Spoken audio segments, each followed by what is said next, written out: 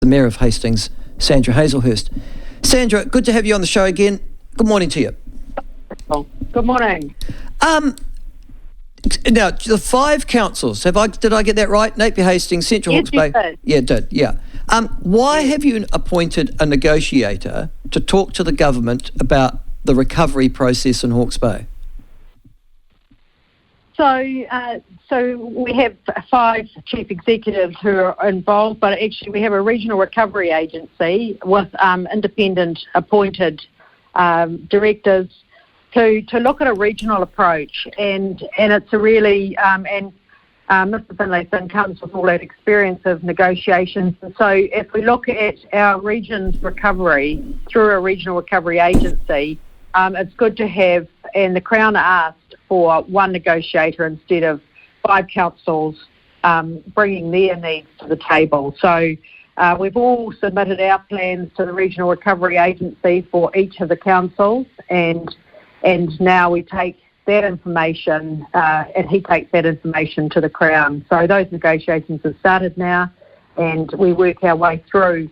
And for, the first part is the buyout scheme, what that will look like, and for us it's the enormity of everything we look at the moment, whether it's $3.5 million cubic metres of silt to be cleaned up, or 16 bridges that we've lost and 26 that are damaged.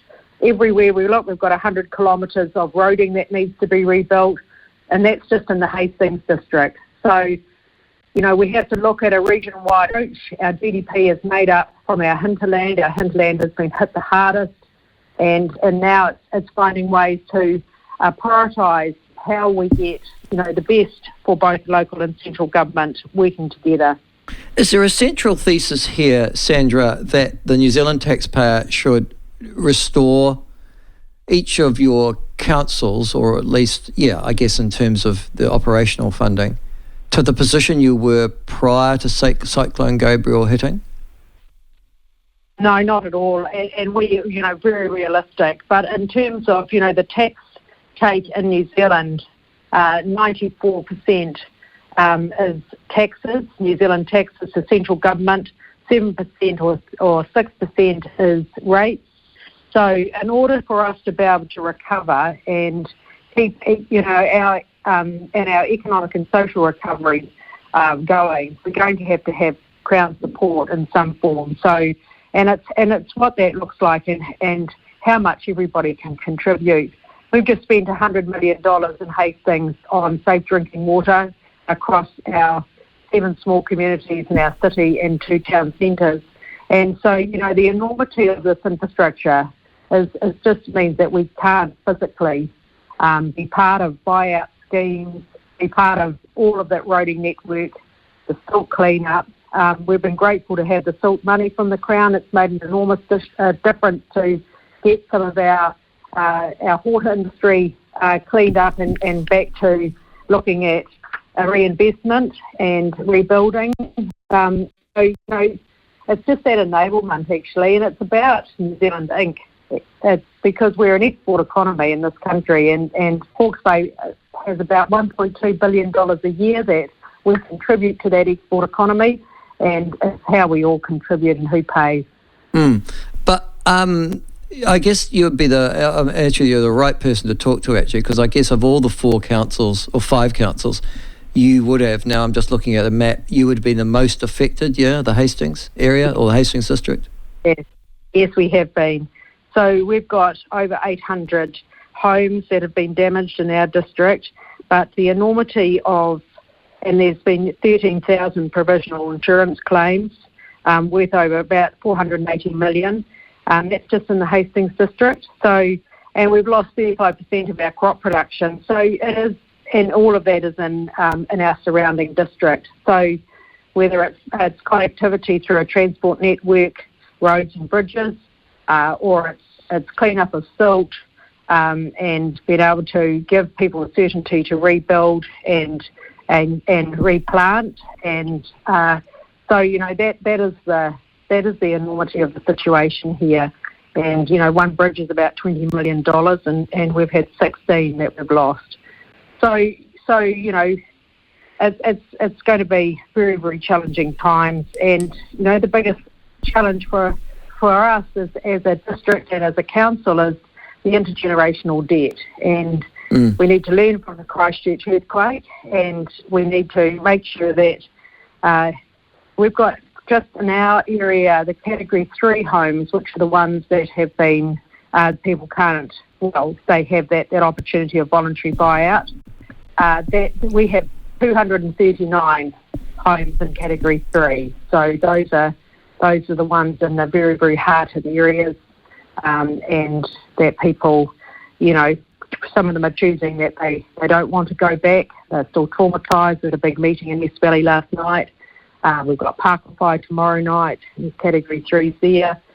And so, it's been able to give our community certainty to get on with their lives and know that they can take their insurance money and look at what this buyout scheme looks like for them, and then make a decision to move on with their lives.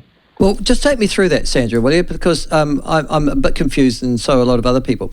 First of all, you've got a whole series of houses that are put into Category 3, 2 or 1. Now, as you say, at Category 3, you've got the option of walking away, and that's fine.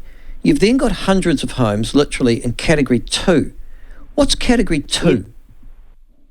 So Category 2 is that it needs further work to keep people safe. And when we talk about keep people safe, it's people sleeping in these areas. So they need further flood protection and mitigation work in those particular Category 2 areas. So as it stands at the moment, if we had another event like we did on the 14th of February, the same issue would happen. So we need to look at a flood protection and mitigation for the Category 2 people, and they're scattered right across. Are those people who are, but their houses are fine? Is that what you're saying to me? They are habitable? They can be built back. They can be built back just as they are. But in terms of the long term, we want to get them to Category 1, which means move on with your life. We'll have to invest in flood protection. And the estimated cost at the moment for Hiritonga Hastings, our district, is $200 million to improve flood protection. So, that is a really big bill that we're going to have to find as a region. How do we keep people safe if they're going to remain living in those areas? How many people have you got in the Category 2 provision? Because they are the ones at the moment that are on tenterhooks. Because I'm sorry, I'm reliant upon media reports, Sandra, so I'm talking to the right person now, but the media reports would seem to suggest that a number of those people who currently have their houses in Category 2 regard themselves in some form of emotional and fiscal limbo. Is that an accurate description? Some people in Category 2 have already got their insurance and they're getting on building back their homes, and they don't need a building consent. They are relining their properties. They've cleaned the silt out from their subfloors, and they're getting on with their build.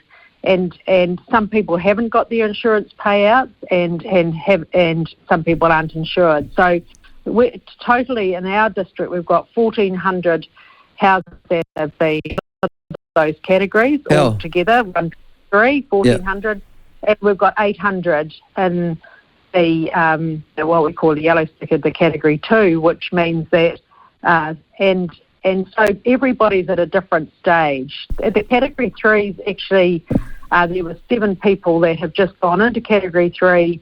The regional council contacted each one of them and went and visited them. They were very happy to go into that buyout scheme. They don't want to go back into that valley and live there, and so that they can move on with their lives. But the Category 2s, it's going to take some time for those folks to feel really, really safe at night, because it's a big job now for the regional council to determine each of the areas and flood mitigation and protection for the future. Well, and that's the other thing, isn't it? I mean, the reality is that those flood banks are so damaged at the moment that if you did have a rain event tomorrow, and just a bad rain event, not a cyclone, but a bad rain event, you'd be in trouble again. Is that right?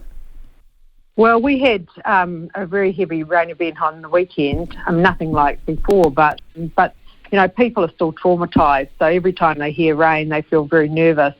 what the regional council have done is they have repaired, just about finished in the next 2 weeks, repaired all of the stop banks, having them all tested. And there's some areas like Oahu, which is one of our marae communities, they'll move from Category 2 to Category 1 when their stop bank is completely finished next week, and it's been tested and it's strong enough to keep the folks safe. So with the regional council has done a huge amount in 4.5 months repairing the stop banks, 5 kilometres of them, and that were damaged. But it's what future flood protection looks like, and what other mitigation there may be, like areas, spill areas, and things like that they may consider instead of just building higher stop banks. The thoughts in New Zealand at the moment is that you have areas for water to go when you have, flood events. So that is one of the considerations that will be, the regional council and all of us. But it all comes down to, who's going to pay, who's buying the land for those particular areas. And so it's pretty overwhelming, actually, Michael, I could say. Yes, I can imagine. I can absolutely imagine it's overwhelming. But the bit that I don't get is that you can quantify, and I'm sure you can sit there in your chief executive and your senior policy team and quantify what needs to be done. The bit I don't get is what Chris Finlayson's job is. Is his job to then negotiate? So you don't have an agreement with the government to cover your costs, is to negotiate what the government's contribution is going to be. Yes, it's looking at us as a region holistically, rather than 5 individual councils. So, how do we stand up our region again? How do we build back better? So, instead of building one-lane bridges, how do we put 2-lane bridges in with a cycleway? What does this look like? And you talked about, the reforms of local government. And this is the sort of stuff that, we know that the government has set aside infrastructure budget of $6 billion.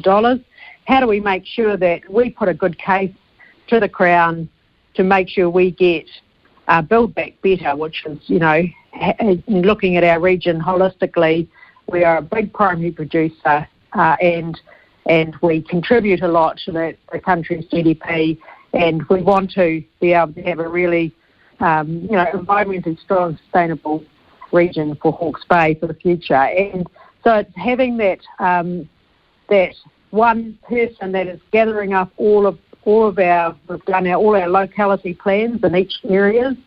And, if we were a unitary, like Tairāwhiti, not a unitary, we have a regional council. We collect rates from 5 different areas for 5 councils. We are not amalgamated. And so, how do we? So he will unite us and take the best case forward to the Crown, and make sure that we do the best for our ratepayers and for our region's recovery as quickly as we can. Why did you choose Chris Finlayson?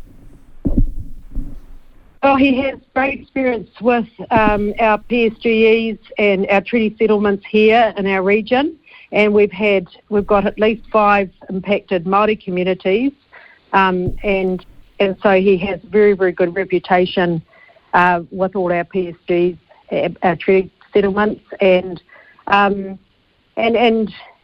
really, it's having somebody who knows how to put a good case forward to the Crown, having worked for the Crown and looking at, where the benefits for both central and local government. I guess he's been in Cabinet, so he knows how the process works there too. And as you say, he was a senior partner in, I think, Bell Gully, one of the major law firms of this country. So he does have... I'm anticipating, and you're anticipating, I think, Sandra Soto Voce, that there will be some scraps further on down the line that you'll also need someone like that to get scrappy with, yeah? Well, we just need to do the best. And, we've had Minister Robertson here many times over the last 4.5 months, and he gets our need. Hastings had a big economic shock in the 80s when we lost 2 freezing works. Yep, we lost I was all there. our employment base. you were there. So we don't want a repeat of that. We want to be a thriving, prosperous region, and the economic power base is Hastings. And so these are this is the way we need to approach this, is that, any transport network rebuilds, how do we do that better? And when we look at local government reforms, if you look at having a place-based investment plans like the reforms and the review was announced yesterday, then you take a plan for the next, in local government we have 30-year asset management plans, and we have 10-year long-term plans, and we would work with the Crown to say, these are our plans for the future. How can you help invest in our region? That rather segues very nicely into what happened yesterday, and that was the release of the Future for Local Government report, with the panel making a number of recommendations. It seems to me, and you've sort of raised it already, and I'm sure you've thought about it yourself often, that if you are looking at a recovery that is regional-wide, that it would make sense to have one region, yeah? So that is responsible, like a unitary authority, like Gisborne, like Auckland, for Hawke's Bay. Have you given any thought to that yourself? Well, we looked at that in 2016, and the community clearly said they weren't interested in any form of amalgamation.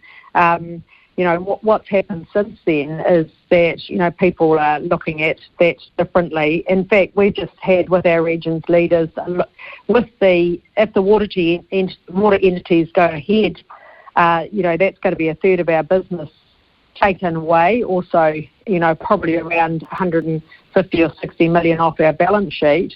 And so, what does our future look like with a separate water entity and local government not delivering the three waters? And so if you look at the services and the programs that local government can deliver for the Crown, there's a heck of a lot that the community expect us to do, but we just can't afford to do it. And, with our rate take, we have a rate take here of $120 million a year. It's not a lot. And, we've got our district covers 5,000 square kilometres to look after, and we have 30,000 rating base. So basically, there's a lot of areas in which we could deliver for central government, but we need to be able to pay for that. And so I think that it's a really good start to look at the back office work that 5 councils could do. We've already looked at the stranded overheads that councils will have if the water entity gets stood up, and we're entity called Entity F, if that gets stood up with Hawke's Bay and Tairāwhiti. So we'll be looking now at how do we manage some of these amalgamated services better as 5 councils than what we have been doing. So the change in water, the three waters, is going to provide and make us be smarter in our delivery. And in terms of having that conversation with the community about doing more, then, that's something that, we need to be thinking about in the future. But that's going to take legislation as well, Michael. So, well, yeah, that's right. Yeah, you're a long way from there too. And I mean, the government said... We're a long way from there. Yeah. I think we can get started with a whole lot of better shared service. Oh, yeah, it's critical. Yeah. Services. Yeah. It's critical. We have to. Yeah. I mean, it's ridiculous, really, that it's got to the stage it has. And if we go back to that 2016 referendum that you've just alluded to, Sandra, I think your council overwhelmingly wanted to amalgamate. It was Napier that said, we don't want a bar of you. And they didn't, and in good part, they didn't want a bar of you because you're a bit too complex. Napier was a lot easier, and they looked at you as having a series of complex needs that they didn't currently have. Now you're all in the same boat together? Yes, that's right. Yes. Yeah, and we've invested a lot in infrastructure because, that's what we need. Well, you're ground zero for the three waters. We can blame you guys for the three waters, can't we? Well, look at what we've spent in the meantime, $100 million. Yeah. And would we have done that if we didn't have that, the Havelock North crisis? Well, probably not. You would have spread that over 30 years over your asset management plan. But, we can be really proud that we have got, safe drinking water in all those little communities. And that has been, and that makes the community feel very safe. But that comes, our debt levels here now is $272 million. If that was me, I would have difficulty sleeping at night. So we have to be really careful of how we, when we deliver infrastructure in the future, because it's just more borrowing for ratepayers and intergenerational debt. Okay. No, I can't hear. Can you hear me, Sandra? Yes. Sandra, can you hear me? Yes, I can. Sorry, I'm just making sure I've still got you, Sandra, there. Yes, I have. Oh, yes, good. It's just that I lost you for a second. Oh, sorry. That's all right. Now, the other thing, just very quickly, I'm interested in people who are uninsured in your particular position. We know that there was as Hawke's Bay, particularly your area, Hastings, has some very high areas of deprivation. Yes. But I'm starting to think, they're sort of more Flaxmere.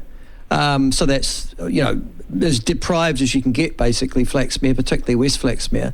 But they didn't have the flood go through them, did they? It was more the productive areas of sort of Parkawai, Twyford, those sorts of areas, yeah?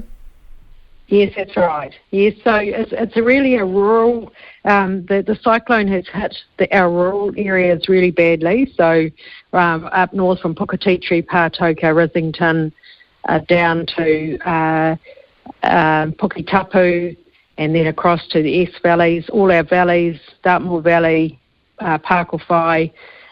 So, all our urban areas haven't been hit by the cyclone, and then our rural areas, as far as Lake Tutera, all the way out to way up in the Kawikas, all of that farmland has been hit. So the slips, the roads taken out, and fencing lost, water dams lost. So there's been huge impact to our farming community, and as you come closer to the city, huge loss in our horticulture areas, where the rivers have just dumped all the debris from way up in the ranges onto our orchards, and the cleanup is just massive. In some areas, there's 2 metres of silt.